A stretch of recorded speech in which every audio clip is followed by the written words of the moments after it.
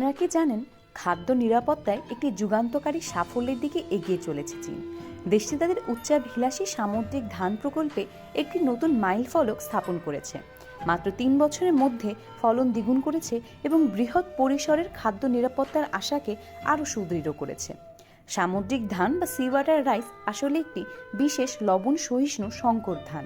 এটি এমন জমিতে উৎপাদিত হয় যেখানে সাধারণ ধানের চারা মারা যায়, যেমন নোনা পানি, অ্যালকালাইন বা অনুর্বর মাটি।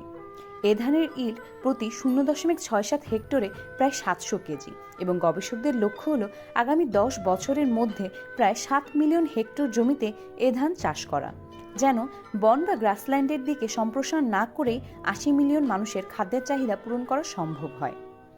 খাদ্য উৎপাদন বৃদ্ধির পাশাপাশি এই সামুদ্রিক ধান পূর্বে ব্যবহারের অযোগ্য বিস্তৃত লবণাক্ত জমিকে উৎপাদনশীল ফার্মল্যান্ডে রূপান্তরিত করতে সক্ষম। এই শিকড়গুলি কেবল গুরুত্বপূর্ণ পুষ্টি উপাদানই শোষণ করে না, বরং মাটির গঠন উন্নত করে এবং উপকারী মাইক্রোবিয়াল অ্যাক্টিভিটিকে উৎসাহিত করে।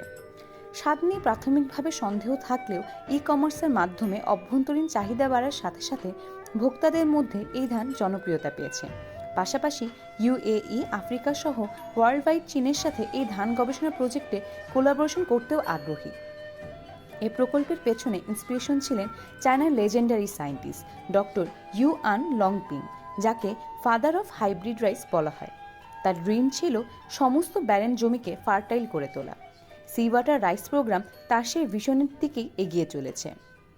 চীনের এই সাফল্য কেবল একটি কৃষি প্রকল্পই নয়, এটি একটি যুগান্তকারী পদক্ষেপ।